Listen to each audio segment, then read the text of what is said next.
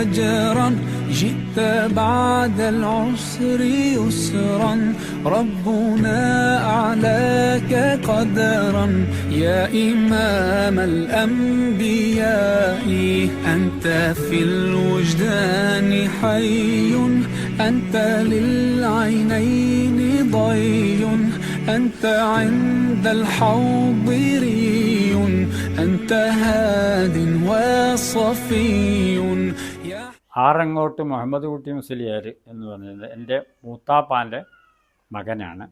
ഞാനും അവനുമായി പ്രായത്തിൽ 2 വയസ്സിൻ്റെ വ്യത്യാസമുള്ളൂ. എൻ്റെ ജ്യേഷ്ഠനായിട്ടാണ് വരിക. ചെറുപ്പത്തിൽ കണ്ണൊക്കെ ഉണ്ടായിരുന്നു എന്നാണ് പറയുന്നത്. പിന്നെ എന്തോ ഒരു മണലോ എന്ന് പറയുന്ന അന്നത്തെ ഒരു സോക്കട് പ്രവൃത്തിയിട്ട് കണ്ണിൽ കാഴ്ച നഷ്ടപ്പെട്ടതാണ്. എന്നാൽ ചെറുപ്പത്തിൽ തന്നെ പഠനത്തിനൊന്നും കണ്ണുണ്ടായിട്ടില്ല. അങ്ങനെ പിന്നെ ഇങ്ങനെ അവിടെ വീട്ടിൽ ഇങ്ങനെ നിന്നു. അവിടെ ഞങ്ങൾ എൻ്റെ വാപ്പയും കുഞ്ഞമ്മു എന്ന് പറഞ്ഞാൽ കുഞ്ഞമ്മു എന്നാണ് എൻ്റെ വാപ്പാൻ്റെ പേര്. ഓൻ്റെ മഴമൂട്ടിൻ്റെ വാപ്പാൻ്റെ പേര് കുഞ്ഞയമ്മു ആണ്. ഞങ്ങൾ ആറങ്ങോട്ടുകാരാണ്. അപ്പോൾ എൻ്റെ വാപ്പാൻ്റെ നേരെ ജ്യേഷ്ഠനാണ്. ഞങ്ങൾ തറവാട് മറ്റേ പാതാക്കരയാണ്. അവിടെ നിന്ന് വന്നവരാണ് വാപ്പയും മുത്താപ്പയും. ഏതായിരുന്നാലും അങ്ങനെ പിന്നെ ഒരു കുറച്ച് പ്രായമായപ്പോൾ ഓനെങ്ങനെ പള്ളിക്കലേക്ക് ഇല്ലാത്ത കാലത്ത് തന്നെ പള്ളിക്കലേക്ക് കൊണ്ടുപോയി. ഞാനും ഓനുമാണ് അന്ന് കാര്യമായിട്ട് കൈ പിടിച്ചിരുന്ന ഞാൻ ആളാണ്. കൊണ്ടുപോകാൻ അങ്ങോട്ടും ഇങ്ങോട്ടുമൊക്കെ കൈ പിടിച്ചിരുന്ന ആ കാലത്ത് ഞാൻ ഇവിടുന്ന് ദർശലിന് പിരിയുന്നവരെ ഒക്കെ കൈ പിടിച്ചിരുന്നു കൊണ്ടിരുന്നതൊക്കെ ഞാനാണ്. പിന്നെ അവിടെ ഓതുന്ന ആളുകൾ വേറെ ഉണ്ടാവും.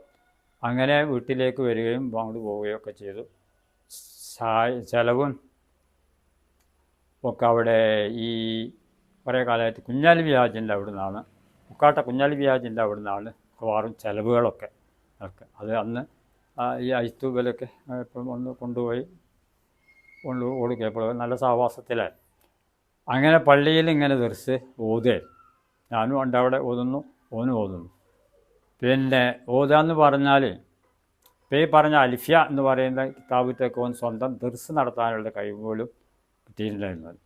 വായിച്ചു കൊടുത്താൽ മതി.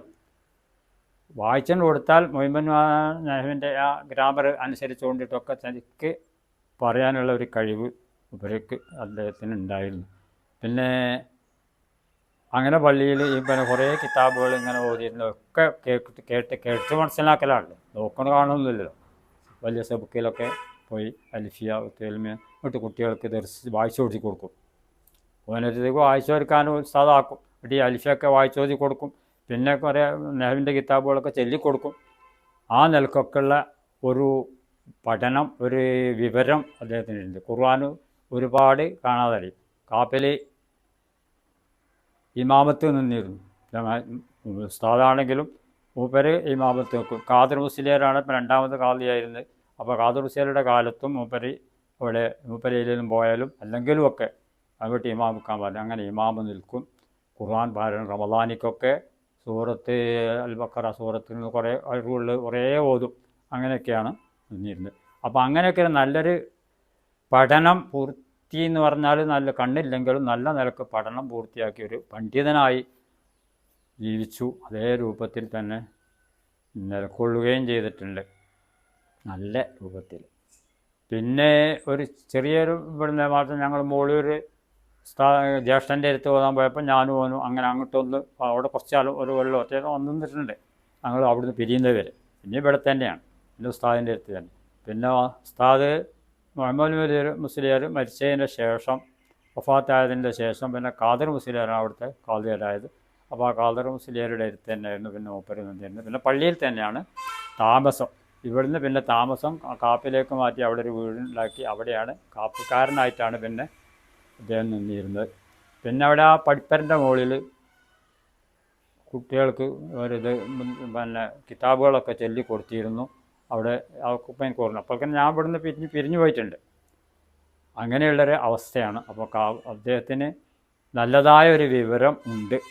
ഖുർആൻ കിതാബായിട്ടും കിതാബ് സംബന്ധമായിട്ടും ഒക്കെ ഹദീസുകളൊക്കെ തഫ്സീർ മിഷ്കാത്തെ ഹദീസുകളൊക്കെ കൊണ്ട് വായിച്ചു കൊടുത്താൽ മൂപ്പരൊക്കെ അതിൻ്റെ അർത്ഥം പറയും.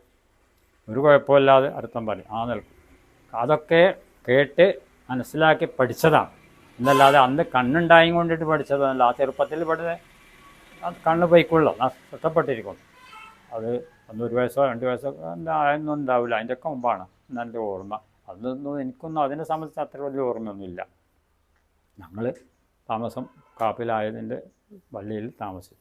അപ്പോൾ ഇങ്ങനെയുള്ളൊരവസ്ഥയാണ് മൂപ്പർക്കുള്ളത്. കൊല്ലം പറഞ്ഞവർക്ക് ഓർമ്മയൊന്നുമില്ല. പെട്ടെന്നാണ് ഏതായാലും മരിപ്പുണ്ടായത്. പെട്ടെന്ന് അതിന് മരിപ്പുണ്ടായത് അറ്റാക്കാണെന്ന് പറയപ്പെടുന്നു. അങ്ങനെ പള്ളിക്ക് പോകുന്ന സമയത്ത് ഒരു വിയർപ്പുണ്ടായി അവിടെ വെച്ച്. أنت نور الله فجرا